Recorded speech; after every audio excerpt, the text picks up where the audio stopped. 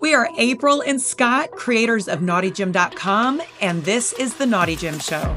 For years, we've been fitness and nutrition coaches to thousands of people through our commercial gyms and online platform. We've also spent nearly a decade in an ever-evolving open relationship. This show brings together two of our biggest passions, fitness and sex positivity. Our mission is to maximize the physical and mental health of anyone brave enough to explore relationship structures that run counter to societal norms. We have demolished our old ways of thinking about relationships, and from that rubble, built a life full of happiness, adventure, and vitality. And now we want to help you do the same. So hop on the treadmill, start the show, and let us teach you how to never stop playing. Welcome back to the Naughty Gym Show. I am your host, April, and this is my co-host, Decatur, Alabama's most eligible bachelor, Scott. I don't think I'm that eligible. But you kind of are. We have with us today two very special guests. We've been listening to their podcast for a while now and have connected, and they're actually going to be traveling to El Salvador with us as well. We have Aiden and Anna here from the podcast Hacking Love. So if you haven't checked it out, make sure you check out their podcast, Hacking Love, Deepening Commitment Through Open Relationships. Welcome, guys. Hey, thanks for having us. We're so excited to be here. Well, let's start with some basic stuff. How long have you guys been in a relationship? How long has it been open in whatever variety you guys are open? And which one of you initiated that conversation or journey? Well, that's complicated. I know. You take that one. Okay, so we've been together 3 years, a little over 3 years now. And I would say we've been open-minded from the beginning because we were both separated and getting divorces when we met and started dating. And we knew we did not want to do the traditional relationship model again. That was just, it didn't work. I was in a super controlling relationship where I felt like I couldn't even have male friends, much less just be polite to a server at a restaurant without it becoming a whole thing. And same for me. My relationship was very controlling as well. And I was like, I don't want to do that again, if ever. It just didn't seem healthy. It also didn't seem honest to us. So when we first started, within a week of us dating, we kind of created the Annaaiden book club on accident. We're talking on the phone every night, talking about the books we were reading. And he told me about Sex at Dawn. And Chris Ryan. Yeah, by Chris Ryan. Yeah. And I hadn't read it, but I had heard of it. And I immediately downloaded it and read it. And it just made so much sense. That we're not meant to only have sex with one person their whole life. But it seems to me, if you look at the whole world, the number of human beings who've only had sex with one person their entire lives is probably pretty minimal, which means we're probably not monogamous at core, right? We like to pretend we are. What I wanted in my next relationship was not to have to pretend on any level about anything. I wanted to be able to be completely open and honest with him about everything, my feelings, my relationship with my mother, like what I want for dinner. The first thing we said when we met, the first night we met, we kissed and we really, really connected, just really over a brief time. And I looked at her and I said, no bullshit going forward. So going forward, dating, whatever, I was just done with it. And so was she. And I don't know if you quite knew what that meant at the time, but I knew that I just didn't want to have a traditional kind of escalator relationship where you've got to kind of fake it till you make it, or maybe lie to yourself, lie to your partner about your other attractions, the other things you want to do, and really focusing on that transparency and that being ability to just be myself and have her be herself. I love that. And we find that so much in the non-monogamous space where people either were coming from a previous marriage or maybe even gotten to a place in their current marriage where they've been married for 20 years, 25 years, the kids are gone, and now they're left with with facing the second half of life, maybe going, holy shit. I love what Aiden said, no bullshit. Do I have to deal with this bullshit for the rest of my life? Like, is this my life now? And the same happened with us when we came out of our previous marriages. We were the same way. Like, we knew what we put up with in our past relationships and what we tolerated or settled for, and just weren't willing to do that anymore. And so, yeah, I love that you said that, no bullshit. That's a good motto to live your life by. Well, so it was your idea then. Sounds like it's I mean, I don't know that I could say. Well, it's kind of funny. So from the beginning, we're reading these books. We're not talking about, I don't even know that I had the vocabulary for.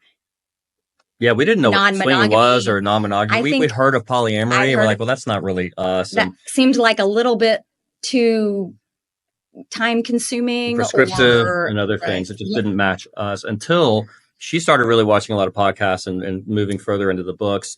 And then she shared it with me one day. She said, I think you might want to watch this podcast or listen to this podcast. Yeah. And after a while, I was like, why is she sending me these? It was really interesting. This was just January of this calendar year. So we'd already been together too.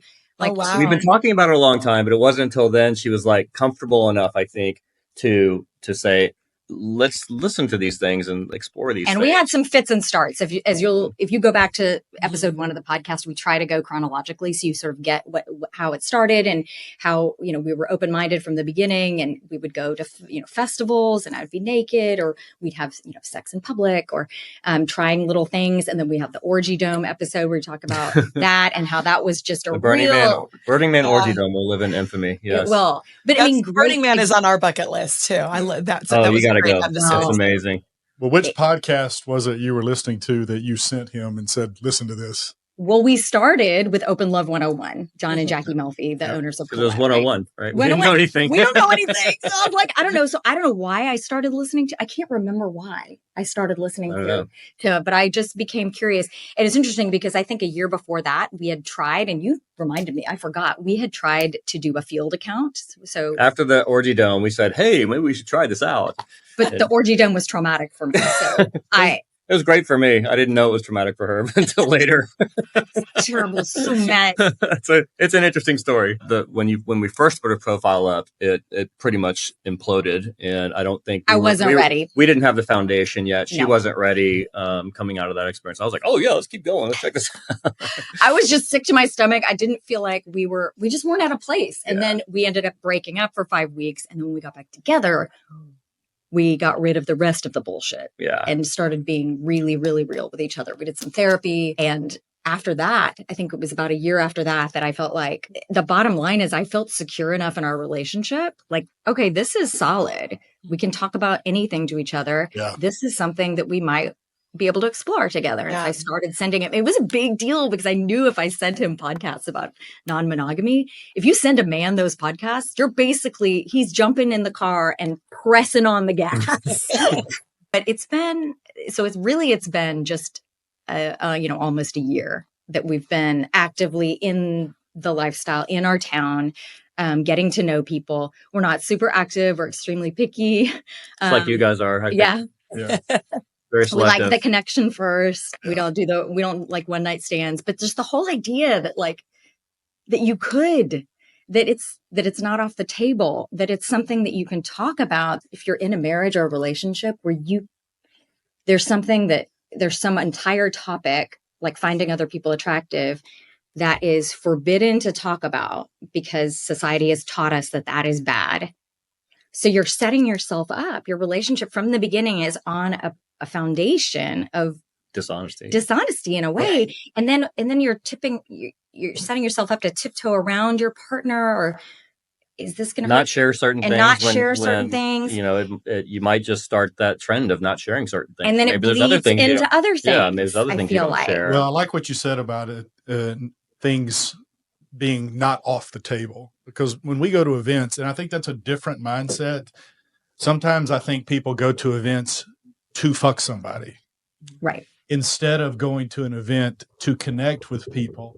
Yeah. And being in an environment where certain things aren't off the table, like sex or flirting, or things that aren't on the table in a vanilla relationship, which is why we love going to parties and connecting, is because we know that, or at least it's one of the reasons, is that we know that, hey, if the stars align, things aren't off the table for us anymore like they were 20 years ago in our previous relationship. We're not there to fuck people. We're there to connect, but we do it in an environment that has fewer boundaries than what the vanilla world does. And so it is at least possible that it could lead to something else. Right. And that's a different mindset, I think. And what does that do for your relationship, Scott, just in your experience? Well, For me, the thing that I love the most is it is an empowering feeling to feel like I have the faith and trust in the foundation of our relationship to be able to look at her and say, we're here. Here's 40 other people. Interact with them in whatever way makes your heart the happiest. That may just be she has a 2-minute conversation with somebody, then moves to the next person. Or maybe she's having a 20-minute conversation and the guy asks to kiss her and she's into it and makes out with the guy.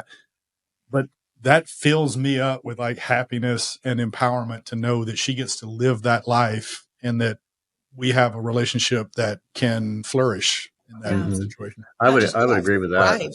Yeah, I think in Anna's case, she grew up in a pretty controlled household and also later a pretty controlling marriage. And it wasn't really until I got into the lifestyle with her that I realized that freedom to do what she wants, to be herself, she never had that. She always had a man trying to tell her what to do or explain how things work or kind of daddy her in a way. And she's never had the empowerment to just do what she wants to do. And so each time we take that baby step, she has this newfound appreciation, not just for that freedom, but for us and for me. And so for me, the freedom I'm giving her leads to more love in our relationship. It's just almost like a equitable thing, right? It's just transactional. And you say the freedom that you're giving her, and I think we're almost in our patriarchal society. That's true. Yeah. We're used to saying that. Yeah. And in another way of looking at that, the way I prefer to look at it is that I haven't put boundaries on her. Instead of giving her something that she should have had from the very beginning, as if I'm bestowing on her this power that is really mine, but I'm letting her borrow it for a minute. It's really just. I'm clearly not as evolved as you are. Can I borrow? I'm going to borrow some patriarchy. It's a process. I wonder, Anna, how you feel, because I come from a similar upbringing, very controlling, and then went into a marriage that was very similar as well. And for me, sometimes those lack of boundaries or lack of imposed boundaries can scare me even more. Oh, completely. We've been experimenting with separate dating. And we haven't really, it's been nothing. I went to a coffee one time and that was all. And I immediately knew it was a no. And I felt like I was going to absolutely vomit and I was driving 2 miles an hour on the way there because I didn't want to get there. And yeah, it was absolutely terrifying. Even just the idea of meeting alone with another man without him. And we had just gotten engaged like 4 days before that. So she's like, how do I date when I just got engaged? This doesn't make any sense. And I'm like, just go. It does. It does make it harder. We've only been together 3 years. We just got engaged. We have still a lot of NRE going on. So it does make it a little bit like trickier, but it's been a good, it pushes me out of my comfort zone. Right. And I used to have male friends. I used to be around men without feeling like I was a terrible person. And I used to know how to flirt. But flirting, I heard you, I literally listened to your podcast while I sleep. I put it on. And so I was listening the latest, you were talking about how you're very careful with your flirting and how you guys have different definitions of flirting. And your definition, you're very careful about it because you don't want to give anyone the wrong idea and you don't want to lead anybody on. And that is so exactly me. I feel like I'm almost better able to flirt in a vanilla context because they're not going to assume that I want to please them. I've said the same thing. Right? Yeah. It's almost like the analogy of like when an animal grows up in a cage, its whole life, and then you open the door to the cage and they stay in the cage because they're like, I don't know what's out there. It feels very unsafe. That's a very good analogy. And I feel like that sometimes. Like I have all of this freedom. Why am I sitting on my hands? Like, go, bitch, move. Yeah, but I mean, because I can see her at events sometimes just struggling to let go. Not because she thinks I'm going to be upset at her or anything, but it's part of the cage she's grown up in, and it's not easy when somebody says, "Hey, you can go flirt with whoever you want, go have fun," to then just allow yourself to do that after decades of believing that was not allowable. Right. Well, I think for me, it's because I still am not at the point. I'm still working on my no, right? And especially if I've said yes, and then I want to change my mind to no, right? So I have this thing. If I've flirted with you, if I've even kissed you, oh, now I've just said yes. If you go back and listen to our Orgy Dome episode, they have a 10-minute intake when you go to the Orgy Dome at Burning Man, telling you about consent. It has to be an enthusiastic yes. If it's not an enthusiastic yes, it's a no. What do I do when I go in there? The couple next to us says they want to have sex with us. He's like, absolutely yes. I'm like, what? Because she's 23. He's this like dreads, like just not my type at all. Anyway, kind of guy. And I'm just like, are we going to talk to them first? But I was like, he's in, they're all in. I'm the one that's lagging. So I just said yes. And it was traumatized. Good first for 2 days. I cried. And it was not his fault because I was faking it. I fake it so well. People pleasers, we are so good at pretending everything is just fine so everybody else is happy. But it was really, I'm still working on that, right? That I could be like, yes, I wanted to go to the Orgy Dome, but no, I don't want to have sex with those people. Yeah. Or yes, I want to go to the Orgy Dome. Yes, I'm okay with you having an MFM with them. Like if I could go back and do it again, I'd be like, no, thank you. But you can have an MFM and I'll watch over here in the sex swing. We never expect using our no to be so hard as when we get into those situations where everybody's kind of vulnerable and you feel really put on the spot. Yes. But so that's something that a lot of women in the lifestyle and men too have to really, it's like a muscle. You got to work it. You got to really develop it until you're comfortable saying no so that you're not in situations that you regret later. And isn't that one of the best things about the lifestyle is that I'm watching her grow in that. Yeah. In these 3 years, watching her just getting better at those things. And that leads to other parts of her life, other people in her life where she can really have her voice and speak her mind and say the things she needs to say. And the better I get at saying no, the more confident I'll be with just dipping my toe, just making out with somebody, doing something, and then being able, that's all I want to do. But I am still a little bit like, I mean, I grew up, you don't lead men on, blue balls. It's so unfair. You waste my time. It's still true. I paid for your dinner. Now you owe me. Right. That it's your responsibility to make sure that they are happy and pleased and taken care of. That's right. That is my job. Right. And oldest daughter too. Blue balls right. Blue balls are still a thing though. I'm just going to say it. Yeah. Well, that's standard. That's how we roll. All right. So, Anna, you're a functional medicine coach, and that's the reason we're having this podcast today is because, we have a lot of, we're all in open relationships and we have a professional focus on wellness. Mm-hmm. Yours is different than ours, but we run in some of the same intellectual circles, I suppose. But. Yeah. Well, and I had found about 2 years ago a functional medicine doctor that I didn't even know that I needed until I found her. And it seems like it's maybe new.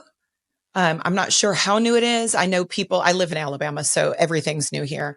It may have been around for years, but I had never heard of a functional medicine coach. And then I started listening to your podcast and heard some things that I was like, oh, we need to talk to them about this because I think it's incredibly important, not just for people in the lifestyle, but men and women in general. Yeah. So tell us, what does a functional medicine coach do? And what is the difference between a functional medicine coach and a functional medicine doctor and your typical family doctor? Well, let's just start with the difference between functional medicine and conventional medicine, because a lot of people may not even know what that is. So functional medicine, I like to describe as how medicine was originally practiced hundreds of years ago. You go to the doctor, you're sick, you have some symptoms, they find the root cause of what is causing those issues, and they find and treat that root cause. What has happened over the last 100 years as pharmaceutical companies and the for-profit medical system has taken over, particularly in the United States, is we have a for-profit system that is based on prescription medications and procedures, right? Artificial hips, knees, medications that cover up symptoms, manage disease rather than treating and addressing the root cause of what is happening. A great example of this is when a woman our age comes into the doctor and says she can't sleep and her hair is falling out and she's feeling really anxious, right? And her doctor gives her a sleeping pill, an SSRI, and some Xanax, right?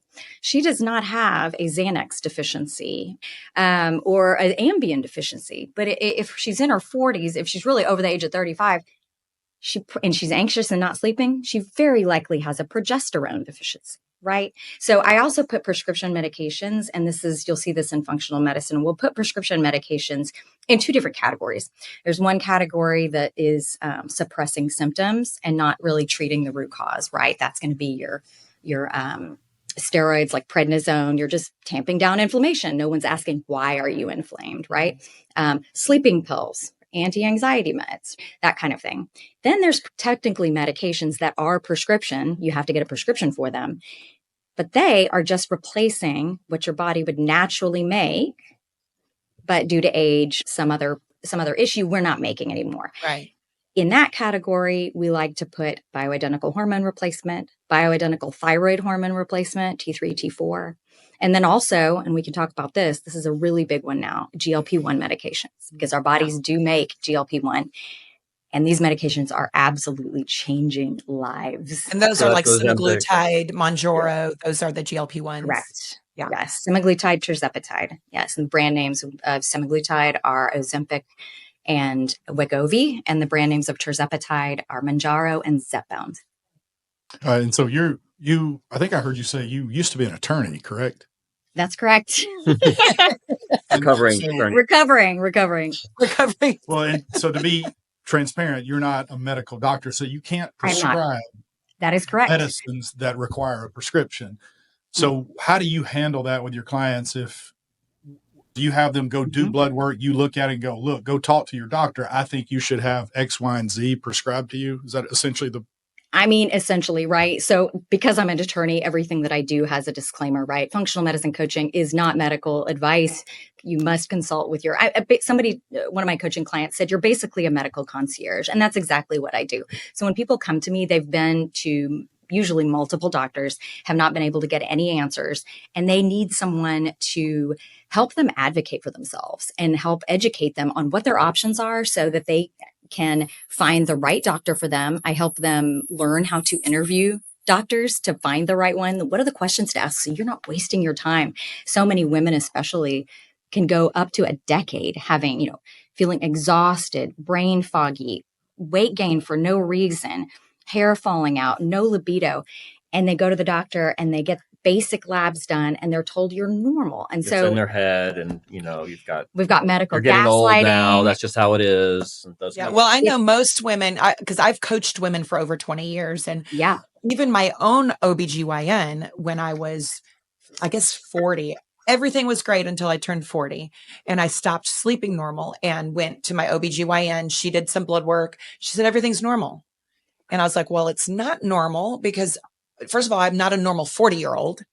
And my test and everything was on the way low end of normal.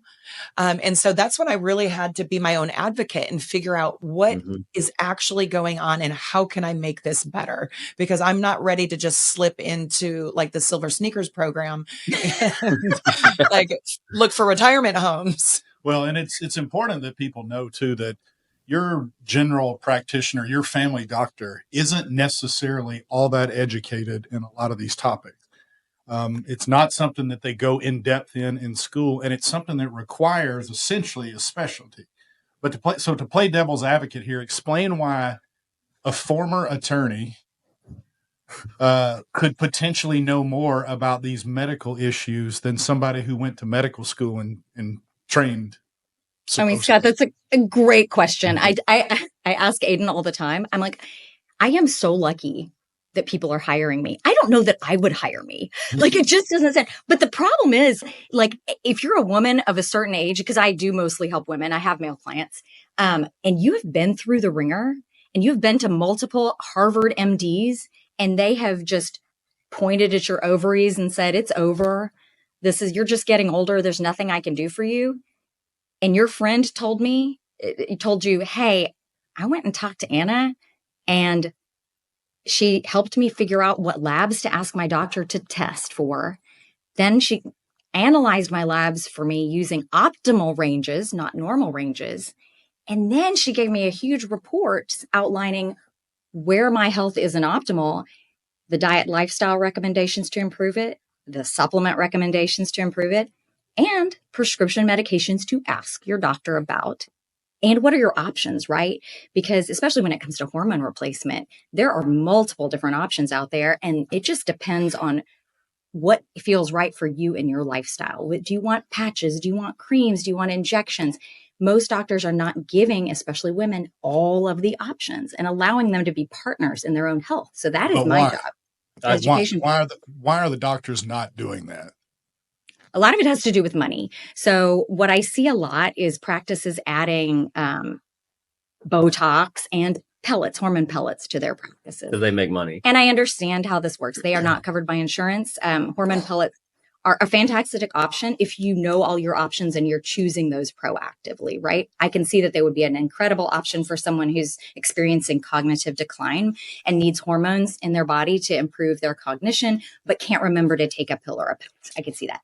They are extremely expensive. I know, right? That would be, yeah. And it is. I'm sorry I'm cutting you off, but yeah, I was getting pellets for the longest time because I keep forgetting to take my injection. Now, there were some other negatives from the pellets, and so I'm back on the injections now, but I do that all the time. I'll go, oh my God, it's been I wish I would make myself do it twice a week, but I do it once a week, the Cypionate injections. But even then I'll go sometimes like, why am I? I'll go. Have you taken your testosterone? It's that effective. It's that life changing. I mean, I see testosterone as just life juice for a man. Yeah. Like where the energy and the mood and like the grumpy old man syndrome that comes as you get older when you're just not feeling that right. Well, and for women too, I will say, I took pellets. I've not taken them for the last 2 years because I had some very adverse side effects, like hair loss and hair growth in places that was just absurd, but it spiked my test levels so high, like that first month. And then they just plummeted. And I felt like shit for the next 3 months until it was time to get them again. And like you said, it feels I was walking and I had tried 2 different clinics, walking in feeling like I was buying a used car. Like it didn't feel good. They weren't actually going over the lab work with me and then retesting again a month or 2 months later to see where the levels were. And so I got off of those. Recently, I have been researching injectable testosterone for women. And because I've used the creams, I've used the patches, I'm a little bit like Scott. The cream, sometimes, who knows if it's absorbing properly. The place I was going wasn't doing regular blood work again. How difficult when you're giving your clients these protocols, like, okay, here's what you could do in, your lifestyle changes, nutrition and working out. Here's some supplements that will, maybe boost your D3 or B12 or whatever. Here's what you should ask your doctor to prescribe you. Are you finding that the doctors are looking at this and going, oh yeah, I will prescribe this for you? They are, especially if they go to, one of the things that I do is I help them find new doctors if they need new doctors. A surprising number are really willing to learn about functional medicine because they realize this is where medicine is going, personalization and root cause medicine. But if they aren't, then we start looking for a new doctor who's willing to be more of a partner, and that's okay. And so I have several practices that I know and trust who also use the same optimal ranges that I'm using when I analyze labs. And that's just really easy. I just set them up with whatever is the best. It could be telemedicine, which could be national. So anybody could hire her nationally and she could refer them to certain telemedicine. And I'd like to answer Scott's first question about, why is it that you have this experience and, as a lawyer, what gives you credibility? You didn't mention your 15 years researching this from the time your father got sick with Alzheimer's. That's true. To motivating you to understanding brain health, to understanding hormonal health, to understand all the things that you need to know to be a healthy person. That is her motivation from the beginning. And then I think you went to school for it, right? So you got certified. And so there is a functional medicine modality and practice that you can become certified in and become expert in. And the people who have these certifications in functional medicine are far more knowledgeable than most MDs. I mean, I saw a reel the other day of a woman who was at Stanford Medical School and never took one nutritional class at Stanford Medical School. Yeah. So they're not educated in health, in prevention. They're educated in diagnosis and symptom treatment necessarily. It's important to be clear about that. Because I had a family doctor who was a fantastic general practitioner. I mean, he was a really good doctor. But and this was the doctor I was using when I first realized I had low testosterone. I told him about my symptoms, and he said, well, let's do a testosterone check on you. And it came back, my first lab, I was like 90 something. So that is way low. I mean, way low. He was actually pregnant. And he didn't. And he actually didn't believe the test results. He thought he'd had a bad result. He said, look, come back in a month. Let's do the test results again. Well, I did. Came back, and it was 60 something that time. Wow. And you were feeling terrible too at the time, right? Yeah, and I had no libido. This was a previous marriage. But he really didn't know that he was feeling bad. Mm-hmm. You know, you get used just to assume I'm aging. I'm supposed to feel like this. And I knew nothing about testosterone injections or anything. So I just trusted that my doctor, who had went to medical school, knew everything about this stuff, because they're supposed to know everything, right? Well, he gave me a 200 milligram injection of testosterone and said, come back in a month and let me know how this. Well, in a month, it's completely worn off. It has a half-life of like 7 to 9 days. Yeah, pretty much. It peaks in 3 or 4 days, maybe something like that. So, I may have felt a little bit better for a week, and then 3 weeks, I'm back to where I was. And I came back in a month and retested, and my numbers were still low. And he said, okay, well, I'm going to refer you out to specialists because I don't really know what else to do. Mm-hmm. Now, this is a guy that went to medical school. And if you know anything about hormone replacement and testosterone, you'll know that was a horrible job he did for me. All right. Yeah, but I trusted him, and I didn't know any better. And then I had to start learning. So don't think that just because you have a good medical or family doctor that they know anything about hormone. They might, but it is very, very common. In fact, it may be more common than not that they don't really have that much information or background in this stuff. Yeah. I have told myself I will never go see a general practitioner for anything prevention related. I will go see them if I break my arm, if I have, heart issue that needs some sort of intervention. But I don't ask my MD for prevention and health advice because they don't know it. They're not treated in. They're not taught how to help prevent the diseases that they in turn are there to treat. So that's where functional medicine comes in. That's where a lot of alternative medicines come in. And I say alternative. Functional really isn't alternative. It's just focusing on the symptoms which are aging related. It's all evidence-based. Evidence-based. There's so many studies masking behind the it. symptoms. Correct. Yeah. Right. Yeah. It's addressing them. And I do want you to talk a little bit about, Aiden had touched on your father had Alzheimer's. And so it sounds like maybe you started your journey trying to be an advocate for him to find out what could help instead of just, probably traditional medicines and stuff like that. Yeah, exactly. He deteriorated pretty quickly and died when he was 67. But when he was diagnosed, that is what really motivated me, because once I started researching Alzheimer's, there is no cure. And there was a book out really around the same time that he died called The End of Alzheimer's by Dr. Dale Bredesen.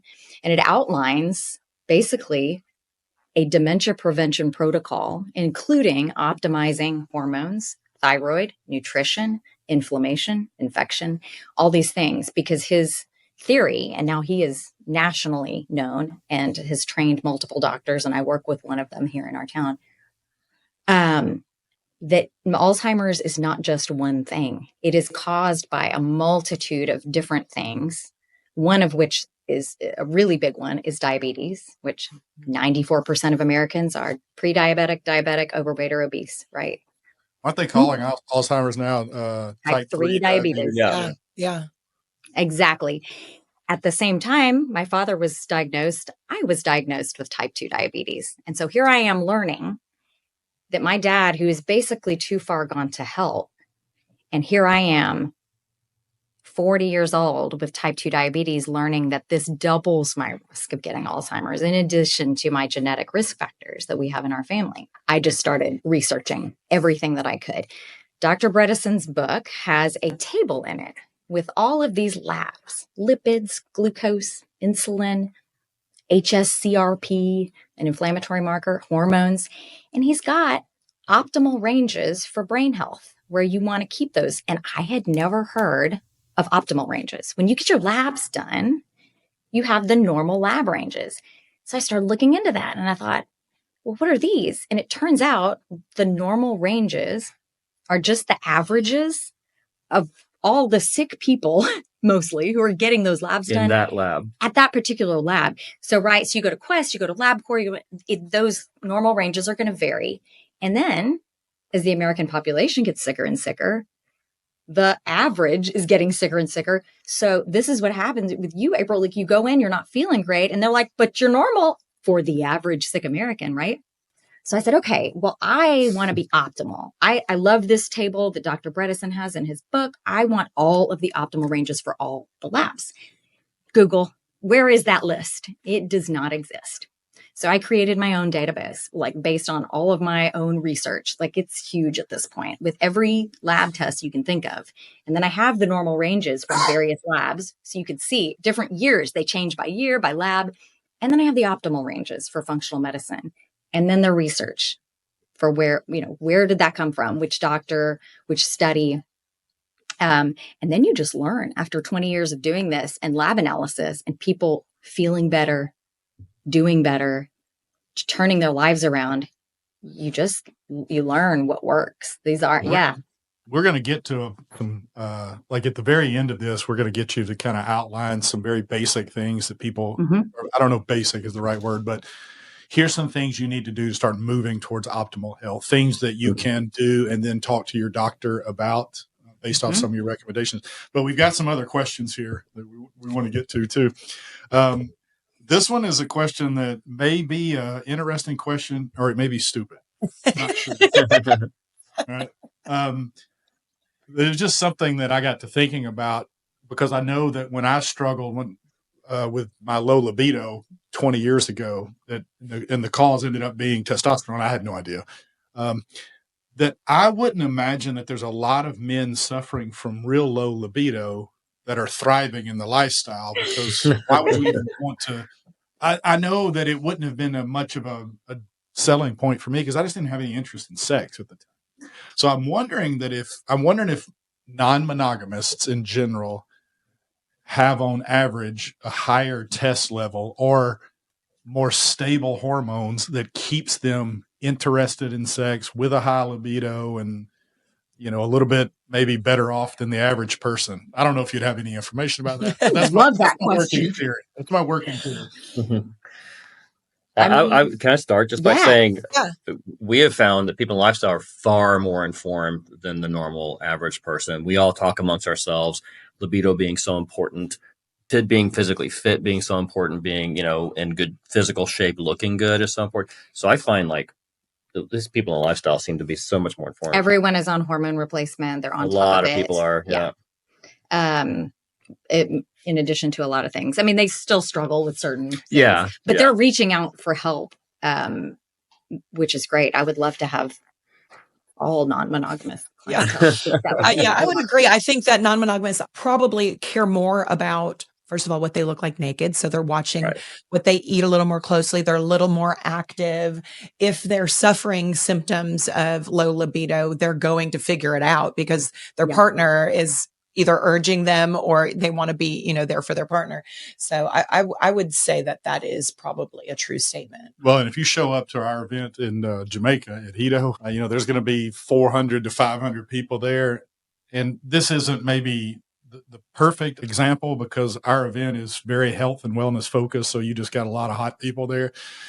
But if you took those 400 or 500 people and then randomly found 400 or 500 people out at a shopping center, stood them next to each other and just started analyzing them, it's going to be a huge difference in the overall general health of those two populations. So I think it is very true that people in the lifestyle are on average more health conscious than Yeah.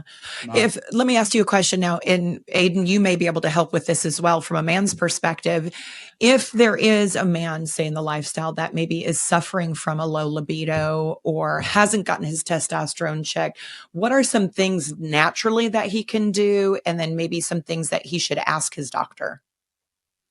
Well, my first advice is always go get your levels, know what your levels are. And if your levels are, I'd say 400 or below, you have a deficiency and you want to find, like I have this very similar experience to Scott in that I went to my GP before I met Anna and I went to her and she said, well, I said, that looks really low to me. This number seems low. And she's like, well, it is low, but that's just kind of aging. And I said, well, what about these dock-in boxes where you can go and just get pellets and whatever? Well, they're really expensive. I'm like, okay, that wasn't my question. Why shouldn't I go to those? Well, your body will stop making testosterone if you get a supplement. I'm like, okay, that's good enough for me. And then when I meet her, I'm like, my doctor told me my body would stop making it if I got in. She's like, you're not making it. Your body's We're not making it. I'm almost in menopause. It's like, so give that up. So that was my experience. So the first thing I tell guys is like, look, know your levels and get maybe even multiple checks. And then it's not that big of a deal. Like I inject 3 times a week. It's a tiny little needle. It's before my workouts, which I like to do. And it evens it out over time. Now I had some ups and downs of learning it. Like I would do the once a week shot. And then I found that my levels would peak and then go down. And if they go too high, they convert to estrogen, which I definitely don't want. And DHT.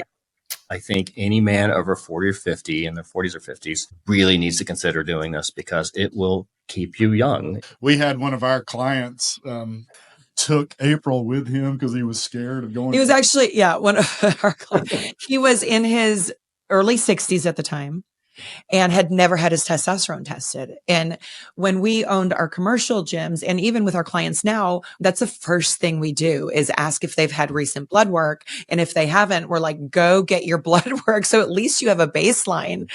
And so we took him and he came back with the results and he was almost 800 at like 62 years old. Natural level.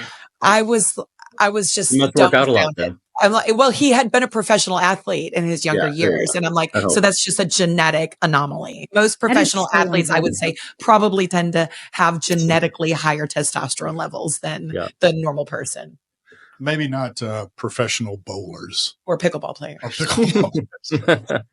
Let's not. I would say the opposite is also true that when we talk about the lifestyle, people being generally more informed, but they're also they tend to drink a little bit more because it kind of takes the nerves off. So they're doing all these parties all the time and really moving fast. And so we find that where you have people who are more concerned about their appearance and their physical health and staying fit, they also have the other side of partying pretty hard. I don't know how that balances out for you in your practice, but a lot of the people that come to see us are like, what can I do? I'm like, well, maybe drink a little less. Right. Yeah.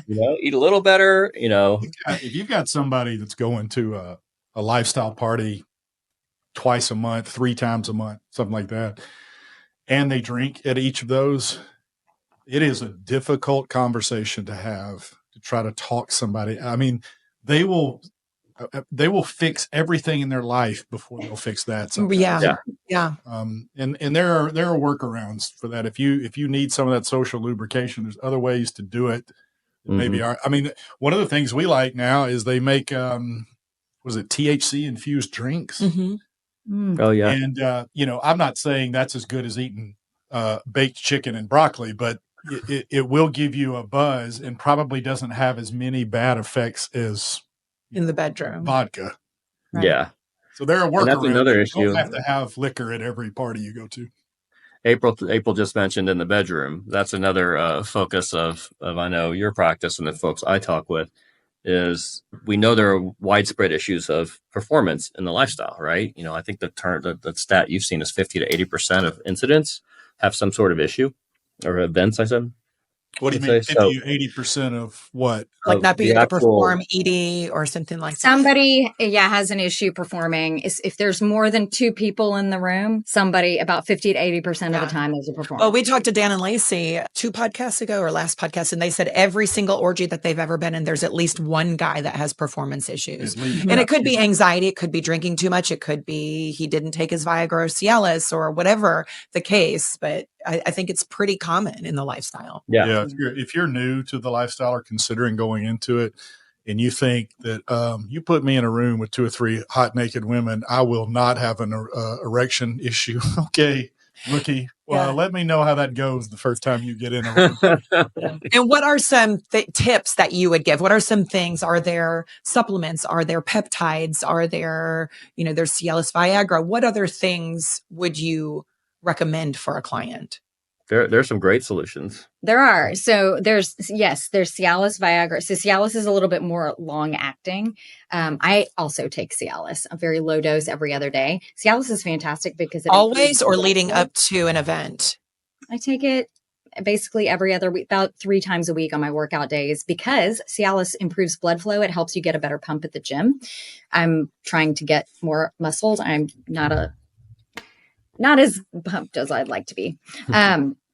But it also, because it improves blood flow, helps with hair loss. And if you'd like to circle back on the testosterone, I went to testosterone injections and stopped cream, because it turns out the injections convert to DHT at a much lower rate than the cream does. And my hair loss has stopped. Oh. So I'm doing tiny subcutaneous injections twice a week. And that has been life-changing. I definitely want to talk about that. We can talk about it. Anyway, we'll get that later. And her libido has improved, I must say, as well. It's pretty great. So it's pretty great anyway. But you add this little testosterone to her, and it's on fire. Testosterone, and then Cialis is not just for men. It can be great for men, but in low doses has been great for me as well. And then there is Viagra for men, so that is more immediate release. So Cialis can, I think, last. It's more long term. More long term. Viagra would be more acute, and then the Cialis would be more long term. Mm-hmm. Then there's another one that we've been playing with, which is a peptide called PT141. Oh yeah. The brand name is Vyleesi. The generic name is bromolanotide. And this one is really great. It is FDA approved for low libido in women specifically, but of course, like everything, it works for men too. So they're getting on the bandwagon. Yeah. Like taking our one thing that works for us. And what's really cool about it is unlike Cialis and Viagra that work on blood flow, PT141 works in the brain on arousal. So that's really particularly helpful for women. I don't know about you, but for me, that's where I get turned on is my brain. You asked me the first time I did it, it is a subcutaneous injection. But it's very easy to do, very small. And you asked after I'd done it, like, do I just run around like a feral dog, like humping things? Am I just really horny after doing it? And that's not really how it works, thank goodness, because that would be super distracting and I have a busy day. But it does. Yeah, I'm like, I don't need to feel like a middle school boy. I have things to do. We know how rough that is to be a middle school boy. But what happens is just double the dose. Yeah. He's probably right. More is better. More is more. A really small dose. But so you don't notice it until you start playing.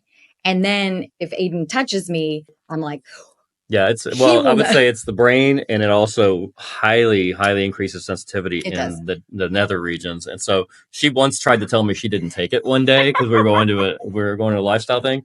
And so I just gave her a little touch down below, and she's like, oh, and I'm like, oh yeah, you took it. And I confirmed it.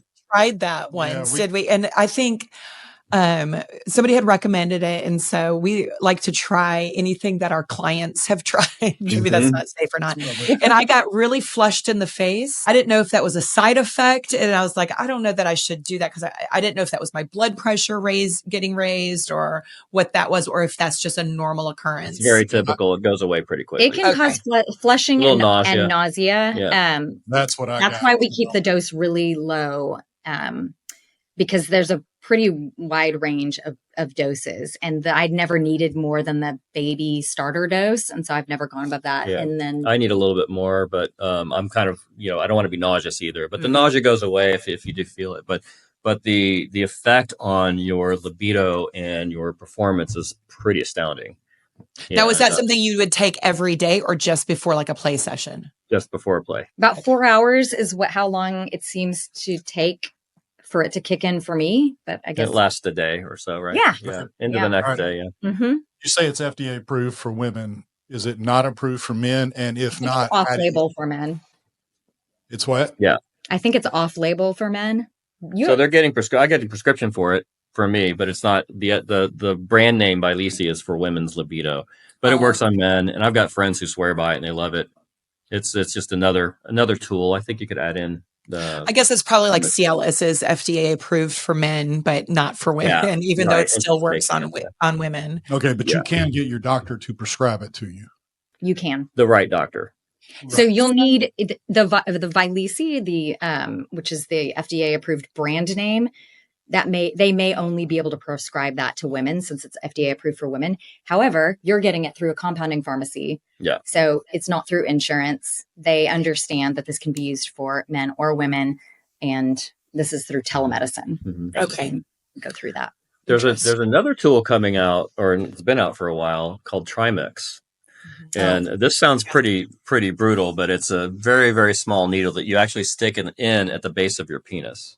Right. So a lot of people are like, no needles near my penis. Never doing that. We actually have a lot of experience with that. And I think it's very popular in the lifestyle. Oh, yeah. There's tons of people use it. And I'll tell you why. So for me, the first time I had an erection issue was the first time we found ourselves in an orgy. It wasn't a planned one. Like, oops. And there's 14 people in the room, and it just wasn't happening. I mean, I think it actually, instead of not getting erect, it turned into a vagina.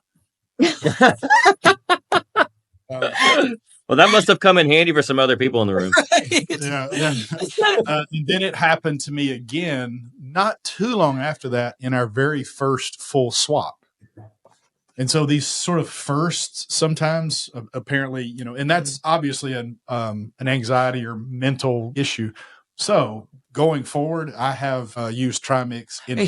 He went to his urologist and told his urologist, look, his urologist, bless his heart, was like 82 years old. And I went with him and he was like, sometimes we have sex with more than one person. And the doctor was like, I don't want to hear it. What do you want? He wrote me a prescription. And so I use it in every play session, which is not free. We don't play a lot, but I use it in every play session just in case. There was a very small, he uses actually a third of what the doctor actually told him to use. You can barely tell there's anything in the, it's like I use whatever those units are, 2 units on the insulin needle.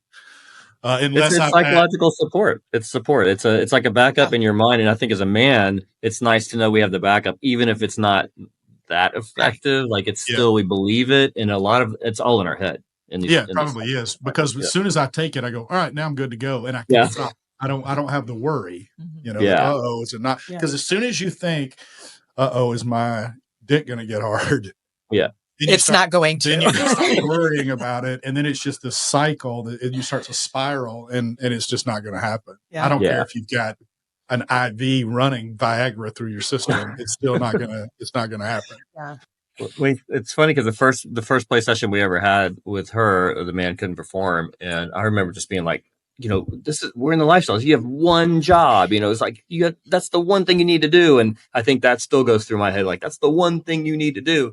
Yeah. Now we know that's not all what it is, but that was our very first session where we were just very confused that a man would. I didn't know anything. Yeah. I didn't realize how difficult it was for men in the group setting with the condom. And all the I just thought he's not into me. Yeah. I was like, he's just not. The last time I had sex with a man who wasn't my husband I was in my 20s.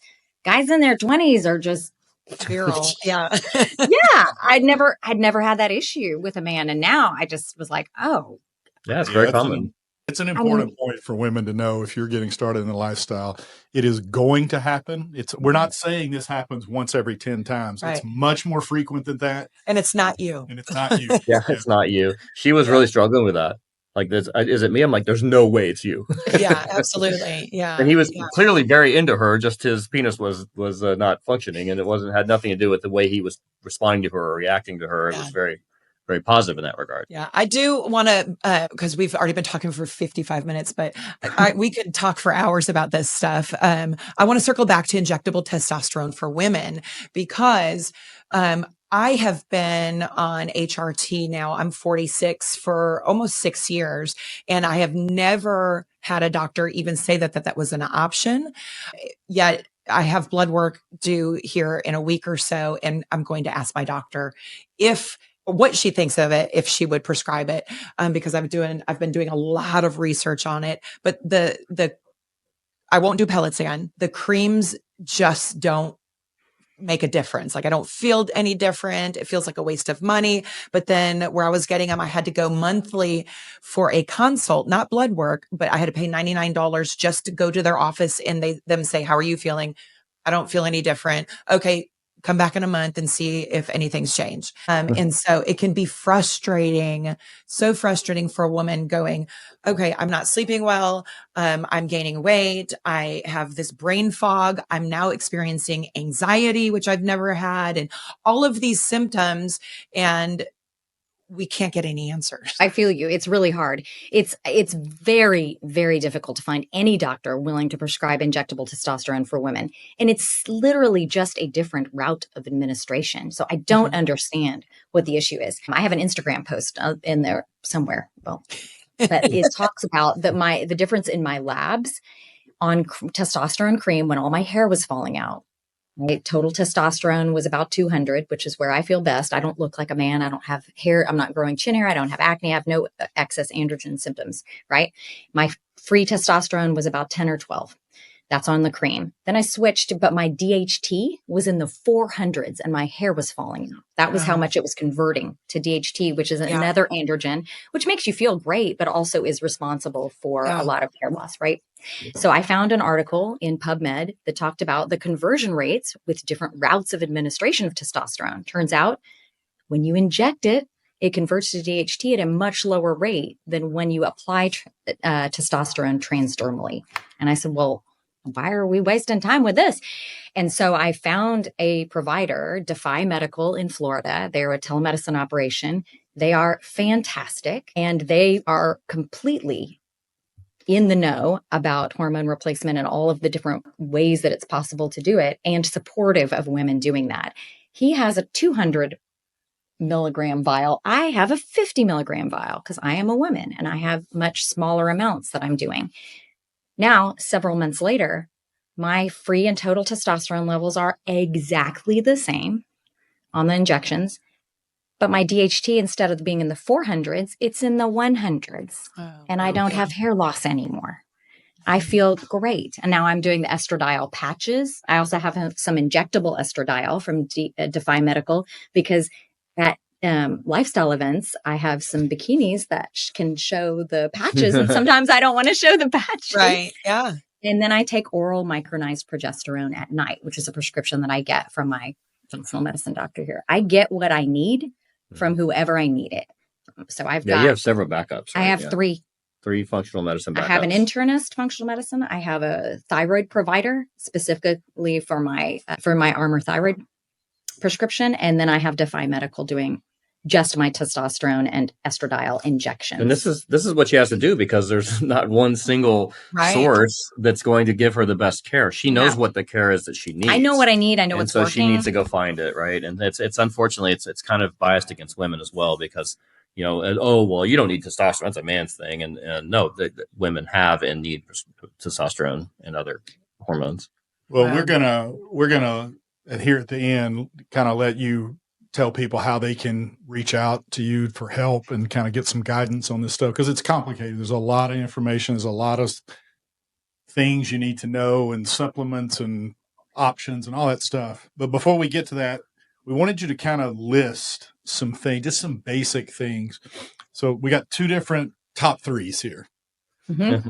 Top 3 things. First one's going to be the top 3 things most people are not currently doing that would make the biggest difference in mitigating the effects of aging. So I'm going to say sugar, alcohol, and lifting weights. So sugar and excess carb consumption creates advanced glycation end products in the body, AGEs, literally caramelizing your cells from the inside out. So you can see those people, their skin just isn't glowing. It's whatever. It's aging. So sugar, carbs, and super inflammatory, very aging. Alcohol, extremely aging. It's also very difficult to lose weight or maintain a healthy weight as you age if you're still drinking alcohol. 1 drink stops fat burning for 12 to 36 hours. So, and it also is now known to be a known carcinogen. The safest amount of alcohol consumption is 0. I know that's not super popular, but it's just facts. It also sounds like my church preacher from when I was.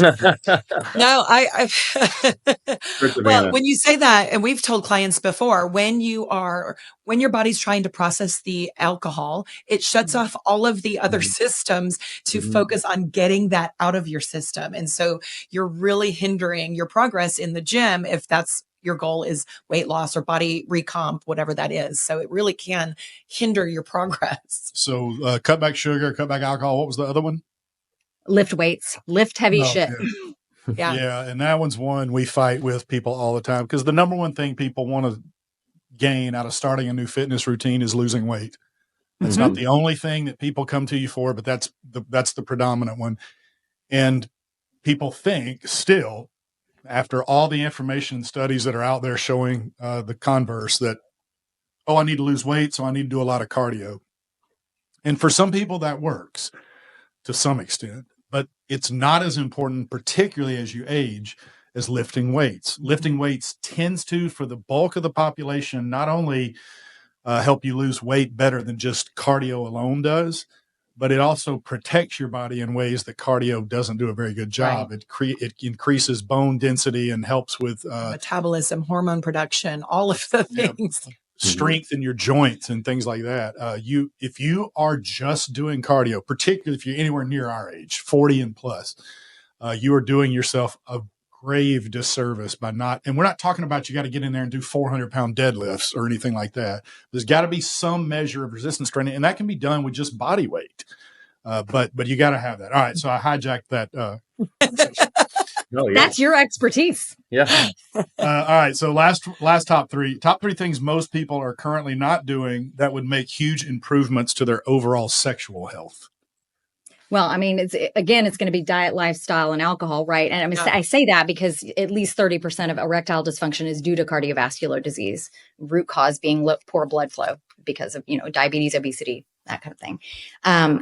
That said, if you can get rid of that and you've got somebody in good metabolic condition and their hormones are just lower because of due to age, not because of metabolic disease, which is the most common issue, bioidentical hormone replacement. A lot of guys and a lot of women too. Women seek out help, but the doctors are like, you're just getting old. You don't need hormones. Men don't seek out the help because I think for a couple of reasons, they don't tend to go to doctors to get hormone replacement. But they also feel like they don't want to say they need it. Like it's kind of a manly thing. Like I don't want to say that I have low testosterone or admit that but that's just the way, I mean, we're in our 50s. Like we're not making more. We're just, but if we want to live well, we want to protect our bones, our brains, our hearts, our urogenital tract, like hormone replacement is critical to every system in the body. So it's super, super important. And then again, exercise, fitness. And this one is one that I have really started taking seriously personally, especially the weights the last couple of years. And it has made a huge difference in my labs, in how I feel, my ability to put up my enormous Costco Christmas tree all by myself this year. Like I was like, oh, you got She's very proud of herself. I know. I would add that finding a trusted consultant like yourselves, like I would come to you guys and say, I want to look this certain way. I want to feel a certain way. What do I do? And then I follow what you do. We see so much resistance with people saying, well, I've heard different things and whatever. And so I've told my friends and family who've struggled with weight or issues that are related to their health, just go see Anna and do what she says. She knows what she's doing. Do what she says. And it's so hard for people to just trust that you have someone who knows what they're doing but they have their own ideas, or they see things online, or they see a reel that says, that's terrible for you. But they TikTok doctors. Totally. But they find folks like you who say, I know how to transform your body. I can transform your body. Just do what I say. Stop eating that shit. Go to the gym. Come in. See me 3 times a week. You're accountable. And you can do it. Everybody that's listening to this can transform themselves and their bodies if they just do the things. I would say 2 things. Always just, sorry, go ahead. Well, that's all right. Working out and nutrition are not overly complicated. Nutrition maybe a bit more than, in my opinion, than working out. If you want to be at your peak physical self, that can get complicated because that's going to require some expert guidance. But if you want to get in just generally good health, working out, lifting a few weights, doing some light cardio is really all most people need, as long as they're also eating well. But eating well is sometimes not an easily understood concept. But if you'll just eat lean cuts of meat that you get out of the meat department of your grocery store, and then eat leafy green vegetables out of the produce department, some healthy fats. Yeah. You've probably solved 98% of your nutritional problems. But the problem is 98% of the questions we get are about the other 2%. What about the protein bars? What can I eat for snack? What do you think about alcohol? All of these questions are what people obsess over. And then they'll get paralyzed from trying to figure all this out and not start. And look, go eat some steak and chicken breasts and broccoli and asparagus, and you will not have to come back to me or April and ask nutrition questions. You will solve every problem you probably have, at least for the bulk of the population. Now, the stuff that, Anna, you're doing is not that simple. It requires a lot, in my opinion, a lot. It's not simple to do on your own, but it is a lot easier if you have a liaison or a concierge service like Anna offers that can say, here's step one. Yeah. So how can people reach out to you and get help, or to people like you? What is a way they can get in touch with you? They can reach us at annaaiden at gmx.com. So ANNAAIDEN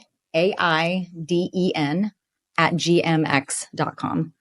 And we'll put that in the show notes as well, so that people can reach out to you. And we have our podcast as well, if anybody's interested in further information. We did a few health episodes, and then our lifestyle journey, which we think is hilarious. Tell us the name of your podcast again. Hacking Love, Deepening Connections Through Open Relationships. And they can find that anywhere podcasts are available. Yep. Mm-hmm. Great. Yeah, great. Get on your rower or your treadmill, stepper or whatever, and plug it in and listen to it. Yeah. That's how we listen to our podcasts. That's how we pass the time doing cardio. It really does work. Well, we're going to wrap it up. Thank you so much, Anna and Aiden. I could talk for hours. I mean, just nerd out on this stuff. I feel like we have a lot more to talk about, and we'll probably be hearing from you again on our podcast. But for now, we appreciate it. Everybody, look them up, reach out to them if you have any questions. You can find their contact in our show notes, and remember to never stop playing.